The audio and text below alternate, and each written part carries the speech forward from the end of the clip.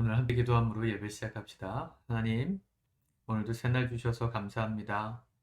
마음 가운데 주님 주시는 은혜가 풍성하기를 기도합니다. 우리 사랑하는 성도들의 삶에 은혜를 더하시고 사랑을 더하시고 축복을 더하셔서 이 하루도 승리하는 우리 되게 도와주시옵소서. 주님의 약속 붙들고 살아가기를 힘쓰기 원합니다. 시간이 지날수록 우리 안에 이 약속이 더욱더 견고하게 새겨지고 또 우리 마음 판에 새겨져서 우리의 인생이 아름답게 변화되는 축복을 누리게 도와주시옵소서. 예수님의 이름으로 기도합니다. 아멘. 우리 찬송가 90장입니다. 주 예수 내가 알기 전 찬양하시겠습니다. 주 예수 내가 알기 전 날 먼저 사랑했네. 그 크신 사랑 나타나 내 영혼 거듭났네. 주 내 맘에 늘 계시고 나 주의 안에 있어 저 포도 비유 같으니 참 좋은 나의 친구. 내 친구 되신 예수님 날 구원하시려고 그 귀한 몸을 버리사 내 죄를 대속했네. 나 주님을 늘 믿으며 그 손을 의지하고 내 몸과 마음을 바쳐서 끝까지 충성하리. 내 진실하신 친구여 그는 은혜 내려주사 나랑 상보하시고 내 방패 되옵소서. 그 풍성한 참 사랑을 능히 끊을 소냐. 날 구원하신 예수는 참 좋은 나의 친구. 아멘. 우리 하나님 말씀은 사무엘상 15장 말씀을 같이 읽고 기도하도록 하겠습니다. 사무엘상 15장 1절에서 마지막 절까지의 말씀입니다. 같이 읽습니다. 시작. 사무엘이 사울에게 이르되 여호와께서 나를 보내어 왕에게 기름을 부어 그의 백성 이스라엘 위에 왕으로 삼으셨은즉 이제 왕은 여호와의 말씀을 들으소서. 만군의 여호와께서 이같이 말씀하시기를 아말렉이 이스라엘에게 행한 일 곧 애굽에서 나올 때에 길에서 대적한 일로 내가 그들을 벌하노니 지금 가서 아말렉을 쳐서 그들의 모든 소유를 남기지 말고 진멸하되 남녀와 소아와 젖먹는 아이와 우양과 낙타와 나귀를 죽이라 하셨나이다 하니 사울이 백성을 소집하고 그들을 들라임에서 세어보니 보병이 20만 명이요 유다 사람이 10,000명이라. 사울이 아말렉 성에 이르러 골짜기에 복병시키니라. 사울이 겐 사람에게 이르되 아말렉 사람 중에서 떠나가라. 그들과 함께 너희를 멸하게 될까 하노라. 이스라엘 모든 자손이 애굽에서 올라올 때에 너희가 그들을 선대하였느니라. 이에 겐 사람이 아말렉 사람 중에서 떠나니라. 사울이 하윌라에서부터 애굽 왕 술에 이르기까지 아말렉 사람을 치고 아말렉 사람의 왕 아각을 잡고 칼날로 그의 모든 백성을 진멸하였으되 백성과 사울과 백성이 아각과 그의 양과 소의 가장 좋은 것 또는 기름진 것과 어린 양과 모든 좋은 것을 남기고 진멸하기를 즐겨하지 아니하고 가치 없고 하찮은 것은 진멸하니라. 여호와의 말씀이 사무엘에게 임하니라. 이르시되 내가 사울을 왕으로 세운 것을 후회하노니 그가 돌이켜서 나를 따르지 아니하며 내 명령을 행하지 아니하였음이니라 하신지라. 사무엘이 근심하여 온 밤을 여호와께 부르짖으니라. 사무엘이 사울을 만나려고 아침에 일찍 일어났더니 어떤 사람이 사무엘에게 말하여 이르되 사울이 갈멜에 이르러 자기를 위하여 기념비를 세우고 발길을 돌려 길갈로 내려갔다 하는지라. 사무엘이 사울에게 이른즉 사울이 그에게 이르되 원하건대 당신은 여호와께 복을 받으소서. 내가 여호와의 명령을 행하였나이다 하니 사무엘이 이르되 그러면 내 귀에 들려오는 이 양의 소리와 내게 들리는 소의 소리는 어찌 됨이니까 하니라. 사울이 이르되 그것은 무리가 아말렉 사람에게서 끌어온 것인데 백성이 당신의 하나님 여호와께 제사하려 하여 양들과 소들 중에서 가장 좋은 것을 남김이요 그 외의 것은 우리가 진멸하였나이다 하는지라. 사무엘이 사울에게 이르되 가만히 계시옵소서. 간밤에 여호와께서 내게 이르신 것을 왕에게 말하리이다 하니 그가 말하되 말씀하소서. 사무엘이 이르되 왕이 스스로 작게 여길 그때에 이스라엘 지파의 머리가 되지 아니하셨나이까? 여호와께서 왕에게 기름을 부어 이스라엘의 왕을 삼고 또 여호와께서 왕을 길로 보내시며 이르시기를 가서 죄인 아말렉 사람을 진멸하되 다 없어지기까지 치라 하셨거늘 어찌하여 왕이 여호와의 목소리를 청종하지 아니하고 탈취하기에만 급하여 여호와께서 악하게 여기시는 일을 행하였나이까? 사울이 사무엘에게 이르되 나는 실로 여호와의 목소리를 청종하여 여호와께서 보내신 길로 가서 아말렉 왕 아각을 끌어왔고 아말렉 사람들을 진멸하였으나 다만 백성이 그 마땅히 멸할 것 중에서 가장 좋은 것으로 길갈에서 당신의 하나님 여호와께 제사하려고 양과 소를 끌어왔나이다 하는지라. 사무엘이 이르되 여호와께서 번제와 다른 제사를 그의 목소리를 청종하는 것을 좋아하심같이 좋아하시겠나이까? 순종이 제사보다 낫고 듣는 것이 순양의 기름보다 나으니 이는 거역하는 것은 점치는 죄와 같고 완고한 것은 사신 우상에게 절하는 죄와 같음이라.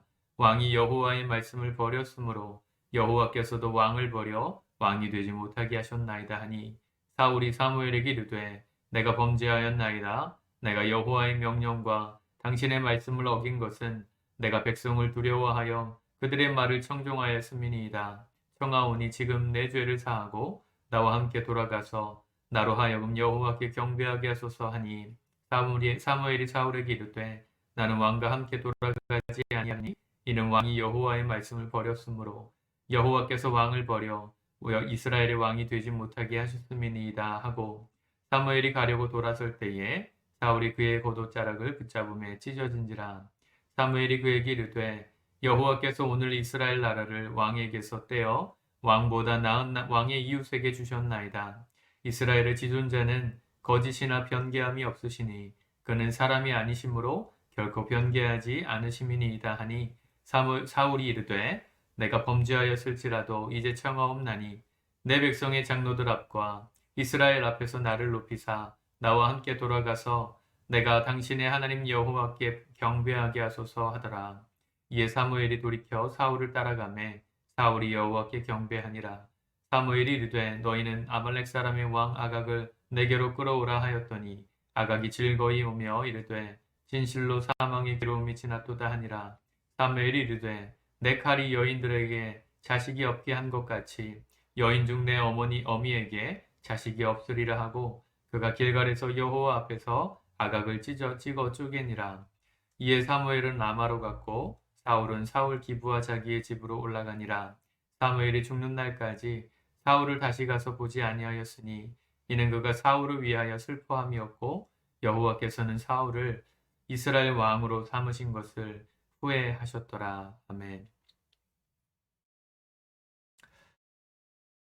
우리가 잘 아는 말씀입니다. 사울이 아말렉을 진멸하는 장면에서 하나님은 모든 사람이나 짐승을 다 진멸하고 없애라, 죽여라 그랬는데 사울이 전쟁에서 승리하고 나서 이 살찐 송아지 또 값져 보이는 것들 그런 것들을 죽이지 않고 이스라엘까지 데려왔습니다. 9절에 보니까 소의 가장 좋은 것, 양과 소의 가장 좋은 것, 기름진 것, 어린 양과 모든 좋은 것을 남기고 진멸하기를 즐겨하지 아니하였다. 하나님께서 이 일 이후에 사무엘에게 제사장 사무엘에게 말씀하시죠. 11절에 내가 사울을 왕으로 세운 것을 후회한다. 그가 돌이켜 나를 따르지 아니하며 내 명령을 행하지 아니하였음이니라. 이전에도 우리 몇 장 전에도 우리 보았지만 사울이 왕이 된 지 2년 뒤에 하나님의 말씀을 처음으로 거역하는 장면들이 드러나잖아요. 그렇죠?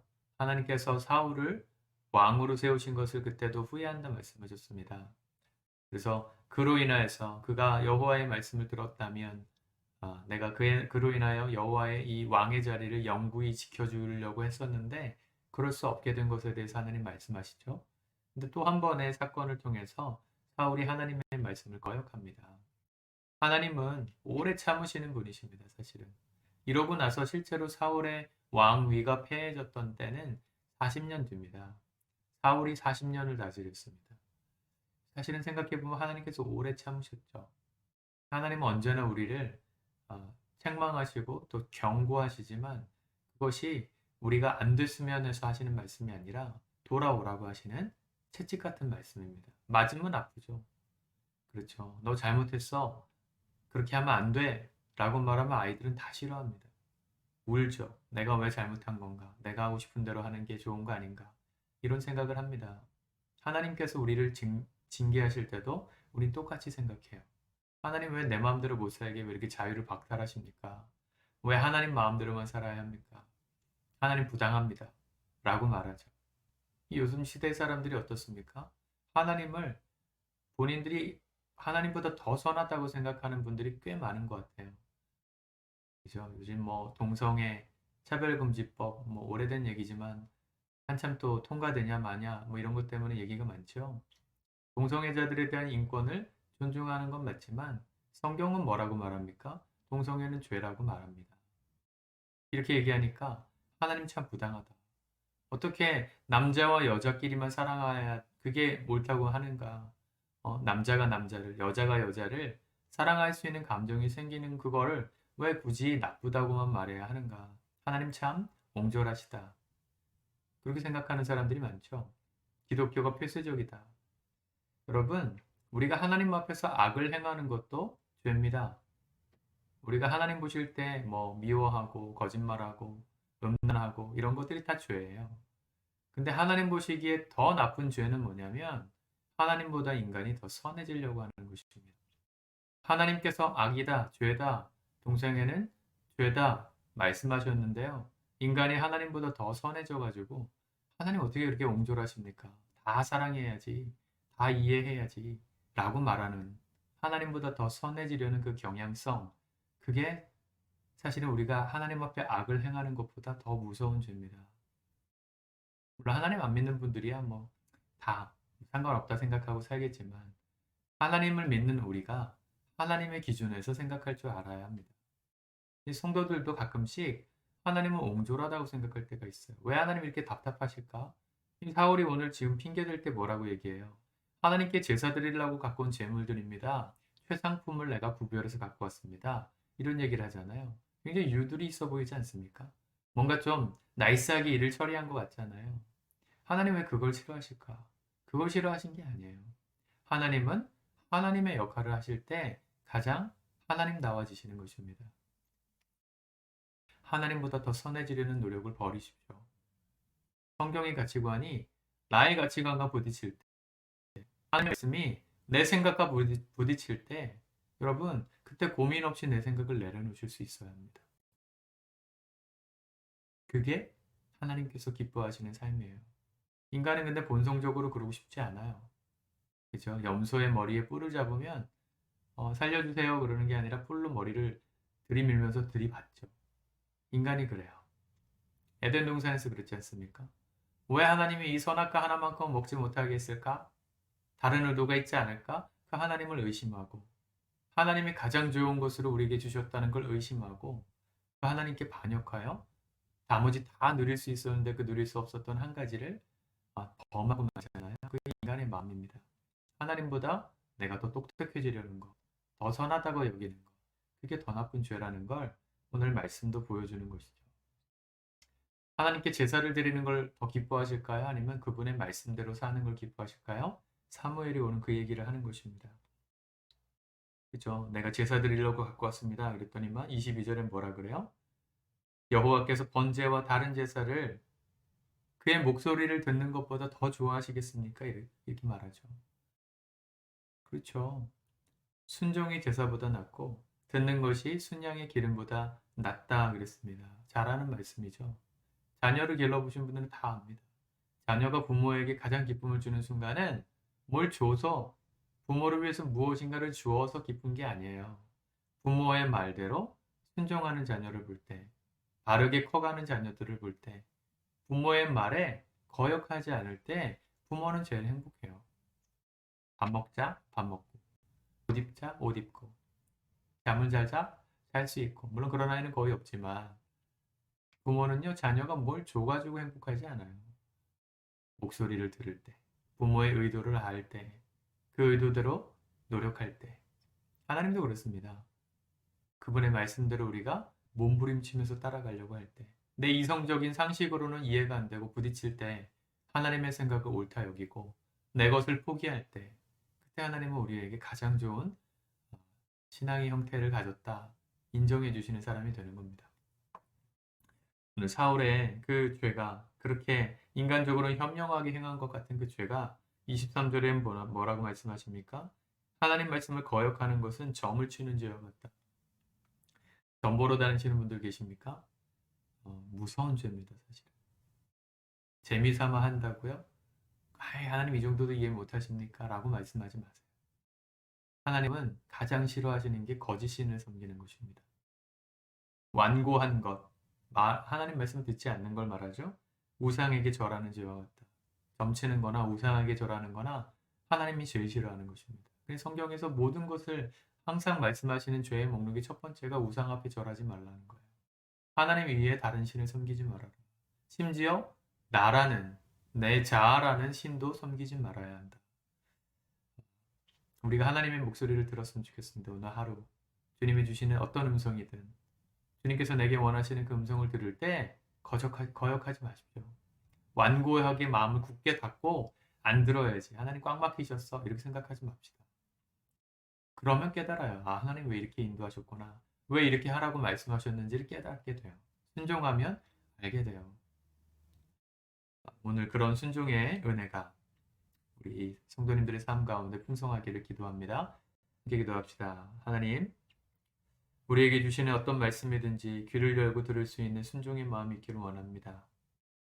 우리가 살아가는 삶의 현장에 내 생각이 드러날 때가 있고 내 판단이 옳다고 여겨질 때가 있습니다.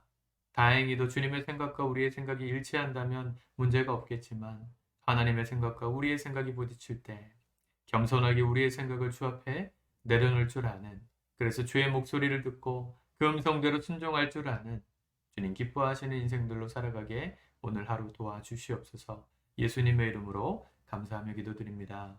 아멘.